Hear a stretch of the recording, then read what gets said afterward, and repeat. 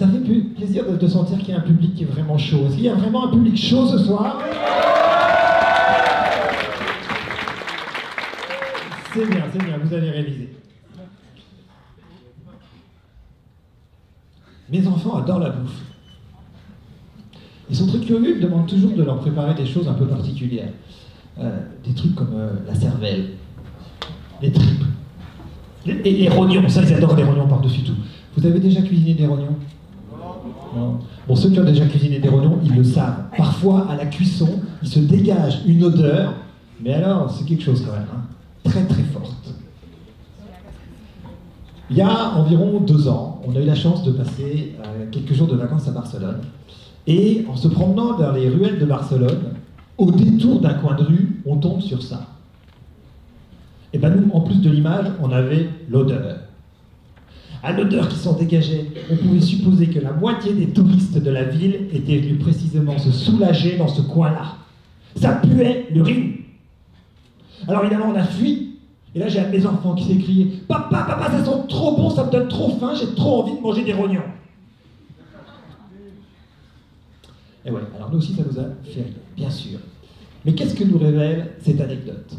Eh bien que nous sommes des extraterrestres, les uns pour les autres.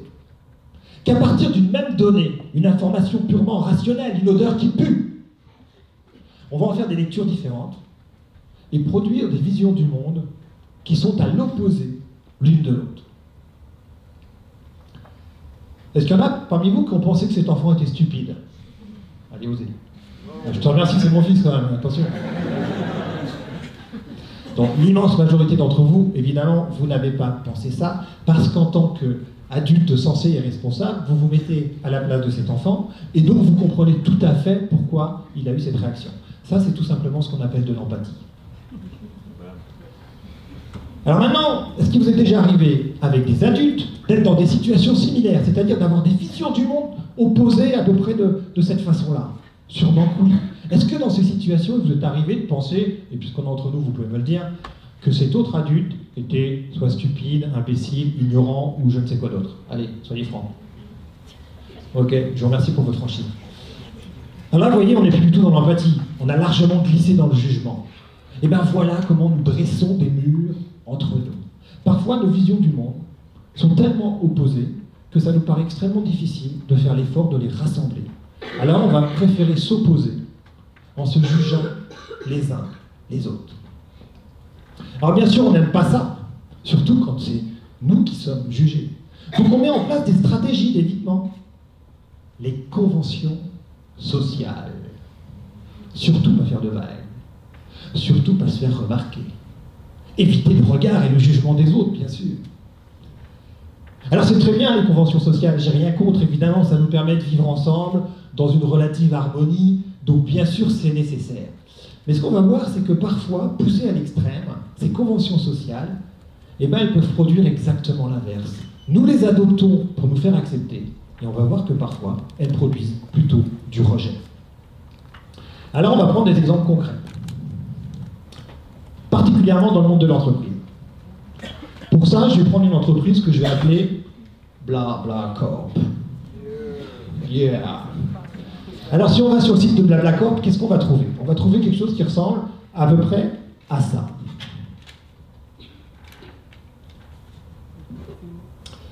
Nous voulons avoir un impact positif sur nos parties prenantes et sur la société dans son ensemble. Grâce à notre modèle intégré, nos équipes très engagées offrent à nos clients un service et des solutions de haute qualité. Nous voulons faire partie des acteurs les plus dignes de confiance, en intégrant encore davantage nos valeurs et notre éthique dans nos comportements quotidiens. Donc là, je mesure à quel point le pitch de BlaBlaCorp vous fait rêver. Les réunions chez BlaBlaCorp, ça se passe comment? À base de PowerPoint, comme dans beaucoup d'entreprises. Vous trouvez ça moche? Indigeste? Soporifique? Oui, moi aussi. D'ailleurs, tout le monde trouve ça moche, indigeste, soporifique. Évidemment. Mais tout le monde trouve ça moche, indigeste, soporifique. Mais tout le monde le fait! Pourquoi? Parce que justement, tout le monde le fait. Puisque tout le monde le fait, ça devient une norme, donc ça devient une convention, ça devient une règle, et tout le monde respecte la règle. On connaît ici ce que j'appelle l'erreur de crédibilité. L'erreur de crédibilité, c'est quoi? C'est que, finalement, à moins d'être un inventeur absolument génial, la plupart des idées que nous nous échangeons au quotidien sont des idées qui sont ordinaires. Alors on va chercher à rendre ces idées un peu moins ordinaires. Et comment est-ce qu'on fait ça? Eh bien en déversant toute une expertise dans des slides trop copieux, en utilisant un vocabulaire technique, conceptuel, jargonneux.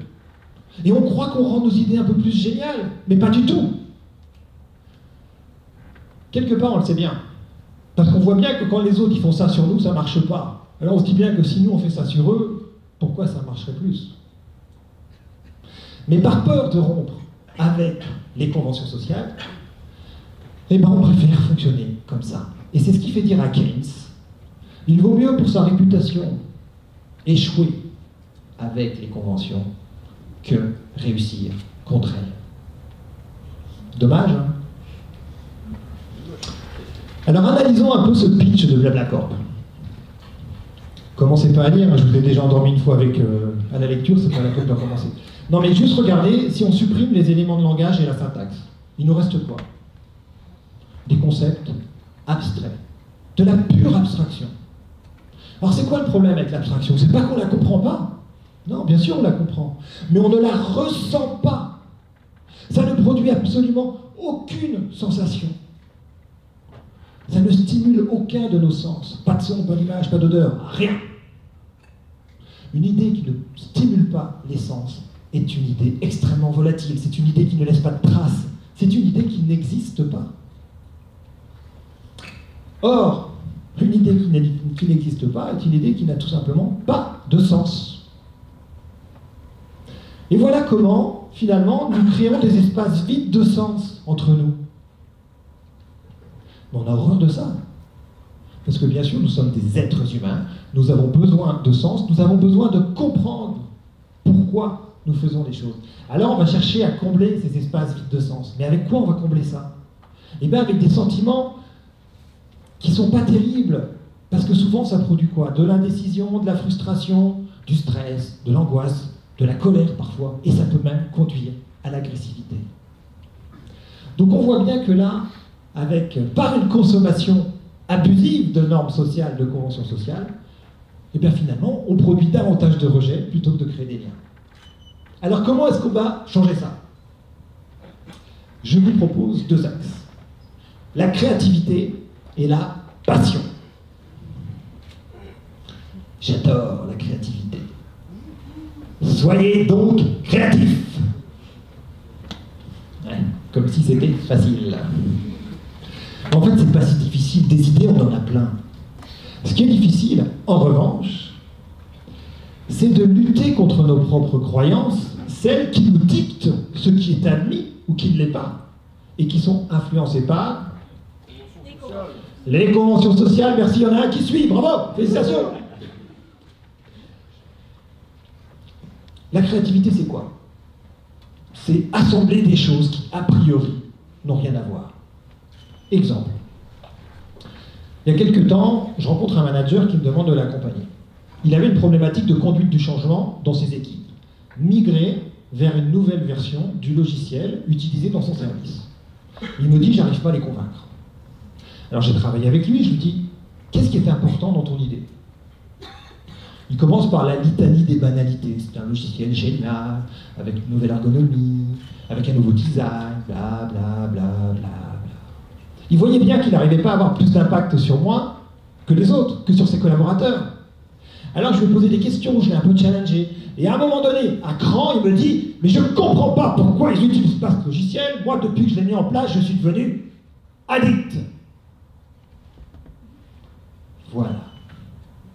Là, on a une idée. À partir de là, commence la véritable créativité. Faire passer cette idée d'addiction. Pas évident à première vue, hein. Drogue, alcool, tabac, sexe. C'est toujours le même qui suit, hein. Et l'idée qui a été retenue, c'est de convoquer ses collaborateurs à midi. L'heure a une importance. À midi, on a un peu faim. arrivé dans la salle de réunion, et là, sur chaque emplacement, il y avait un petit paquet de biscuits apéritifs. Vous imaginez la surprise des collaborateurs en rentrant de cette salle.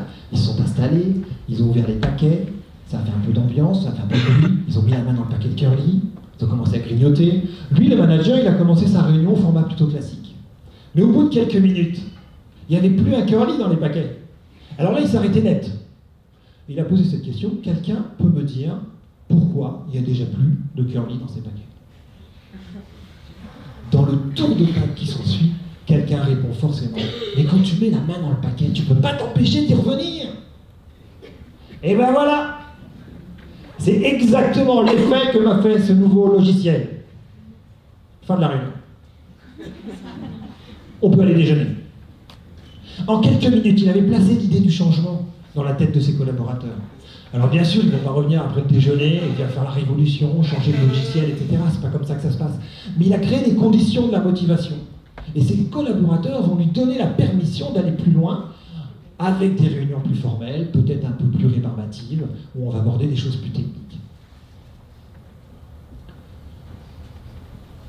La créativité s'impose à nous dès lors que nous sommes allés au cœur de nos idées pour en extraire la version la plus simple. De la simplicité émerge la créativité.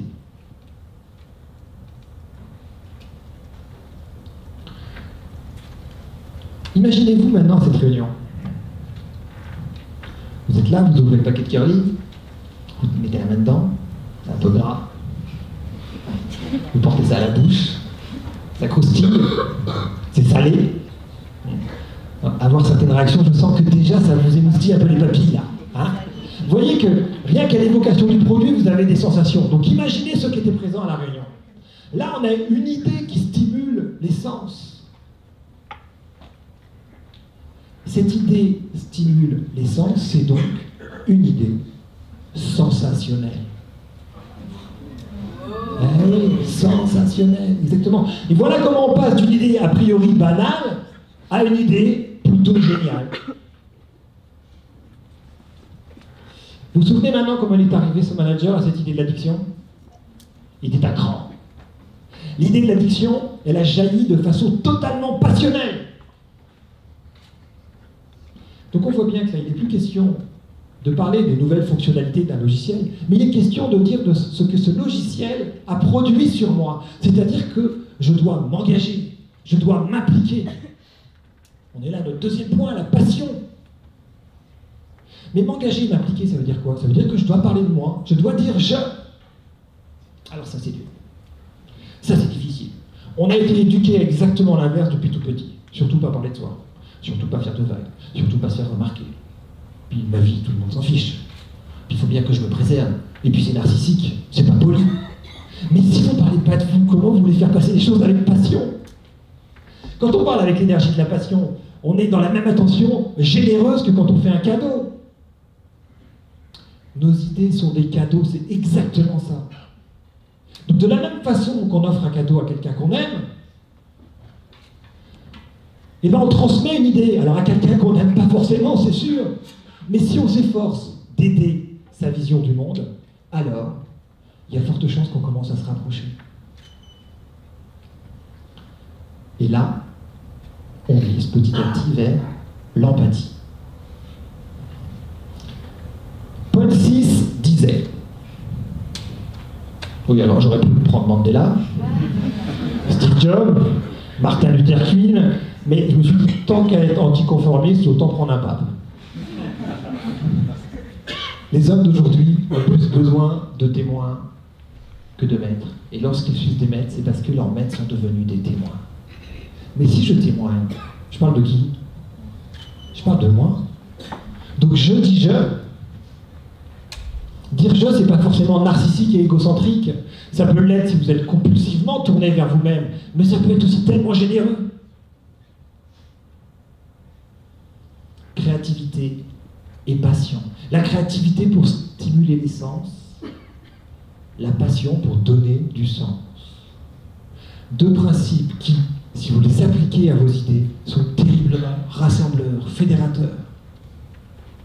Alors oui, c'est vrai que c'est pas facile. C'est vrai qu'il va falloir oser casser les codes, des réunions, des entretiens d'embauche, des rendez-vous clients, que sais-je encore. Mais au pire, on risque quoi? Avoir offert un bon moment dans la journée de quelqu'un? Mais les gens vont vous adorer pour ça. Vous allez être une source d'inspiration pour eux. Les gens inspirants sont des gens qui savent raconter des histoires simples, des histoires qui rendent les idées accessibles. Et en rendant leurs idées accessibles, ils deviennent eux-mêmes accessibles. Et donc, ouverts aux autres, ouverts à la controverse. Alors oui, ce sont des gens passionnés, convaincus, engagés, bien sûr, mais pour lesquels il y a toujours une porte ouverte pour les idées des autres. Et je crois que ce sont vraiment ces gens-là. Et je vous souhaite d'en faire partie. Qui sauront probablement rentrer en communication avec les extraterrestres que nous sommes les uns pour les autres. Merci.